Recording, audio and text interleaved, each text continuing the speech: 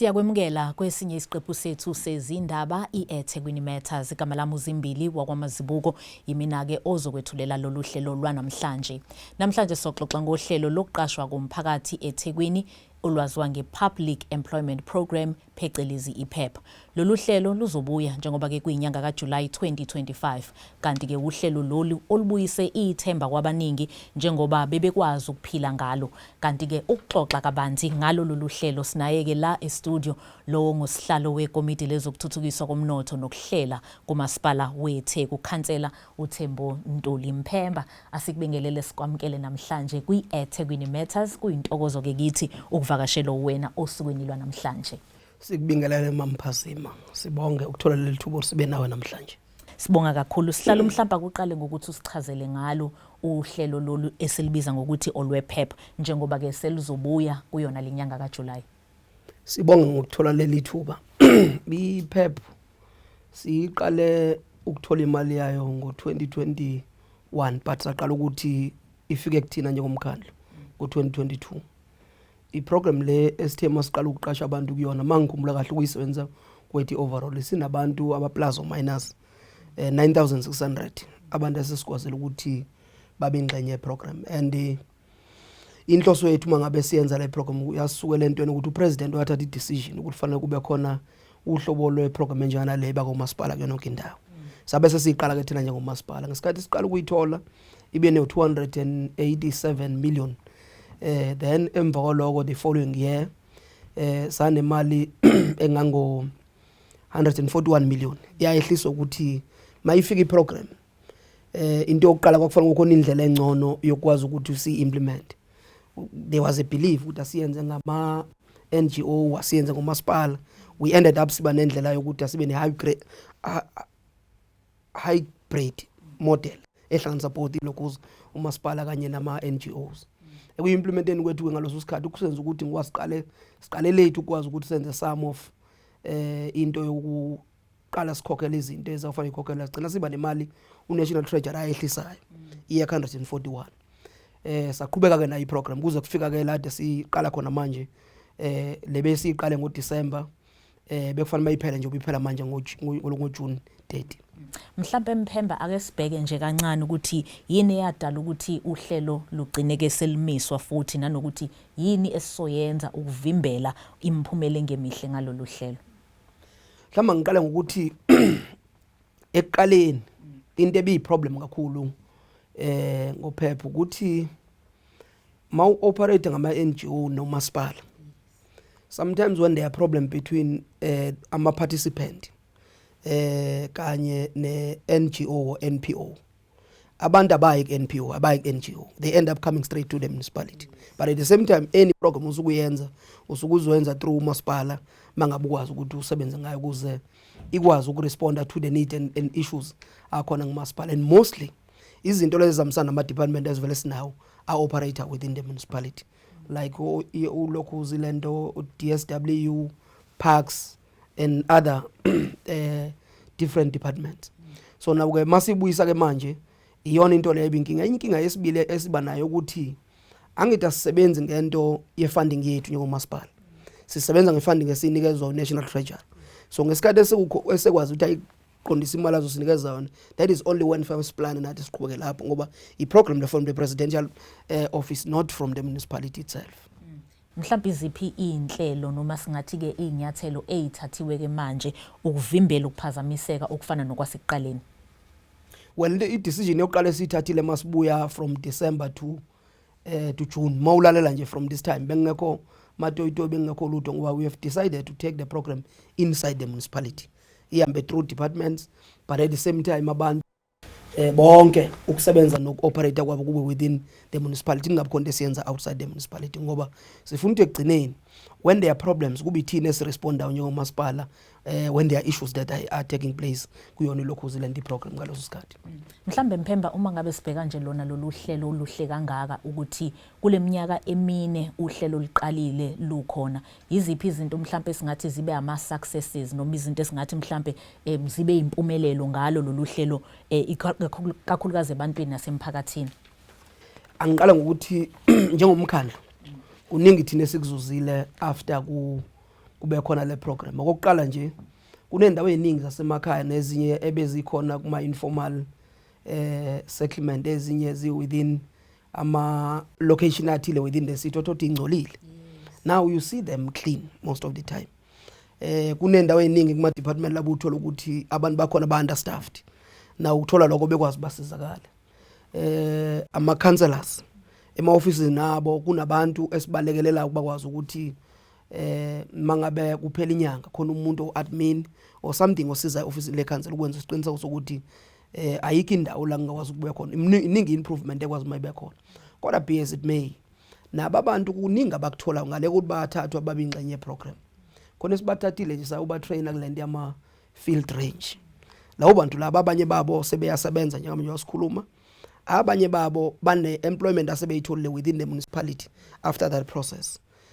Abanye isikhuluma njengamanje kusenhlelweni zokuthi bahambe babe kwi private sector, abanye babo abaye bathola umsebenzi ehlukahlukene akuyona into egcina ndawonye. Khona about 231 abathola umsebenzi, khona about 65 abathola umsebenzi, khona abanye abayingxenye ama field range abayinumber that is sizable. Okwabantu bonke labo uthola ukuthi ngale ukuthi babe kwi program basize kwisithu ukuthi some of the services siwenze through bona, but at the same time nabo and at their own personal growth. Ngoba phela mawufika ungena ku PEP namhlanje, the next day isu umuntu opermanent kamasipala, that a huge achievement. But at the same time the institution isuke isizithola isikwe advantage ukuthi kade wena ku PEP njengamanje mayiqasha uyayazi ukuthi inenziwa vele, akusawona baqasha umuntu ongazilutho ongazasebenza at all. Ngiyithanda kakhulu umphemba leyo ukuthi abantu bathola uqeqesho. Mhlambe umuntu osekhaya olalele njengamanje, olalele njengoba sixoxa ngale ndaba le ye PEP, ofisayo naye ukuthi abe yingxenye mhlambe ke nangelinye ilanga, abantu abanjani abagcina bethola ithuba kwi PEP program? Mhlambe kufanele ube umuntu ofunde wafika esigabeni esithile noma kuba into enjani eye ibhekwe kakhulu? Mhlamba ke ngihlehle nje kancane emuva mayifika le program ngoba ngenhlanhla ngangise u chief whip emkhandlweni. I know it very well. Mayifika sasihlukanise amahlandla amabili. Ibinabantu bokuqala ekuthiwa ama graduate. Inabantu besibili ababizwa labengathi ama GA mangabiza kanjalo. We started that program ngalolo hlobo ngoba sinenkolo lokuthi maningi ama graduate that are unemployed within the city ekufanele mangabakwazi ukuthi a place somewhere kuzakwazi masizakala. We are still using the same model namanje. Kodwa umehluko njengamanje sikhipha into ngokwama post abantu ba apply, mase be applyile among them kube khona kubona that become successful. Kodwa njengamanje nje iprogram kubuka kade kukhona instruction yokuthi yama abantu abazoba khona kubona abantu abazohamba kuyo apply again. So total the same people laba vela abakhona njengamanje extended their contract. Nje contract ibikade iqale ithi June to December. Now sizoyisusa manje ku December kulokhuza ku July nje basiqala nje. From July till next year somewhere in May. Kwafanele kube 10 months manje ngoba bathi sibanike in the first place ulokhuza into 6 months. Then we are going to take them to 10 months. Lokho commando noma siguide kakhulu. Imali esinayo isikhwameni. But we are still working around when siqiniseka ukuthi kuyi program stable and the program ehlali nama funds awu ngoba imali esithola ku National Treasury is not enough ukwenza ukuthi idingo zethu sinazo at our level as umasipala ekwazi ukuthi mayisothatha ke zonke. Khona ezinye edinga ukuthi ma abantu sizobadinga sibuye si-adenate imali ngomasipala. We are still going to talk to the CFO and see if ku possible sibuye sithola enye imali sikwazi uku-aida kulenye khona. Ngabe mhlawumbe usihlalo khona okunyangathanda ukukusho ngalo lolu hlelo noma ukukunezela?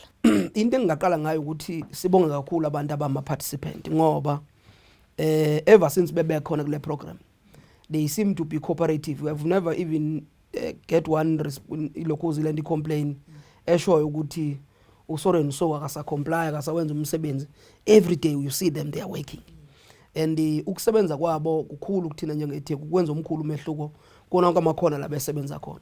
But at the same time sifuna ukuthi kubona whenever you are given an opportunity wahamba wayongena wabingxenye program, don't take that as an end to yourself. Ngena kwiprogram unento ukuzitshela ukuthi mhlambe that is my best chance to get into the municipality. Mawuhambelwa about DSW performa ngalendlela ukuthi umphathi ka DSW ngeyilanga meba nepost yokufuna umuntu that is a GA akubone as a first person to come in uzoba ngaphakathi uzosebenza wenza the same work ade wenza ngelokhuzeni ngesikhathi esidlula lokho. But okunye kubalekile ukuthi kumphakathi wakithi siyazi ukuthi kumanje ngoba asizoyiqala phansi iprogram njengoba bese sivele siyenza all along siyiqala phansi. This time sizoyisusela kubantu abavele bakhona ngoba si-extenda labo bakhona vele kumanje ade beqashiwe from June to December. Laba ade beqedile ilokhuzi isikhathi sabo from December till now njengoba ku June. Now what we are going to do sizo extenda from lapho kodwa kukhona into ezothi ngeke abantu ade bekhona bonke babuye. Khona umuntu othole i-employment somewhere. Now our wish and our belief ukuthi ama application that we got during the time sitting apply PEP they were too much. It can make sense to me ukubuyela kulabantu abavela ba apply within the system ubenze bakufile ukuthi angithathwa ngalolu suku but ngesikhathi sekuvela khona ama position noma ama post avela ngokhona abantu asebehambile baqashwa somewhere kwakhona aba benefit abakwenye wezinto private sector or masipala or anywhere bekwazi benza umsebenzi wazi ukuthi when you replace those people you replace with them with those that have followed the process loku apply kamasipala ngoba we are not starting a new project and into ade vele siyenza le indala engicabanga ukuthi kuzosiza sithi ke kumuntu osekhaya loyo ozazi ukuthi uyapplyile last time akakulungela ukuthi mangenza kulama spaces abakhona ebizwa uzoba ingxenye yabantu abazobizwa babuye bazokwazi bazoqala ama contract nabo bazowaqala njengamanje ukuze uzokwazi ukuthi kuvaleke ikhaleze vele evulekile ngaphakathi. Okunye okubalekile ukuthi fanele masazi ukuthi noma yini oyenzayo uma uhulumeni ungayenzi lonto ubona ukuthi yonto engafobe uyayenza impilo yakho yonke especially young people. Uyabona umuntu omusha mangabe ezongena kule program fanele azitshele ukuthi ngiyangena kuyo kodwa ngingena kuyona ngenza ukuthi ibe khona ibaseline yokuqala ngibe ne-income kodwa abehlelela ukuya phambili ngoba kuyenzeka ama program they will take you uyoba ne-experience yento yokucleaner amanye azokuthatha ayokunikeza i-experience ethile yaka PRC amanye azokunikeza into ethile ethinta ama-SMMEs and different things eziwazi bekhona ngoba sifuna ukuthi abantu bakithi bagcine bazi ukuthi impilo yabo start and end on something that is more like a social grant ngoba phela mawuPP ucisha ufana umuntu oku-social grant just that umehluko kuwena uyasebenza ngohulumeni bese ukwazi ukuthi egcineni ukwazi uthola imali kodwa labo bantu sifuna bebe ngena ke baziloko emphakathini wakithi siyawucela umphakathi wakithi ukuthi us-understand ukuthi isimo esibhekene naso asisona isimo ebesingenza sikwazi ukuvela siqede employment to everybody. Those that are in asibukele bakhona ngaphakathi bese kulaba ngaphakathi basibekezelele ngoba every time mawuplan impilo yakho akukho right ukuthi uyiplan in a short space of time. Nalo 10 months engikhuluma ngawo is not enough for a person to plan his life or her own life, but it's better than 6 months.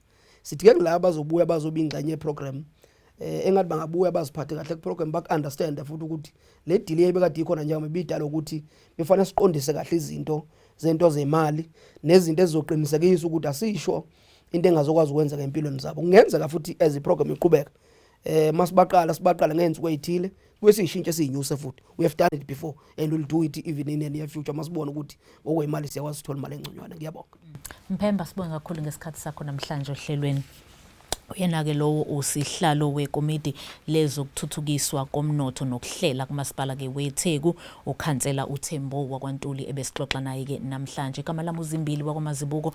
Asibonge kakhulu, asiphinde sibonane futhi ngesonto elizayo. Kubonga mina ke nethimba engihamba nalo, ungakhohlwa ukulike, ukusubscribe kanjalo nokushare futhi.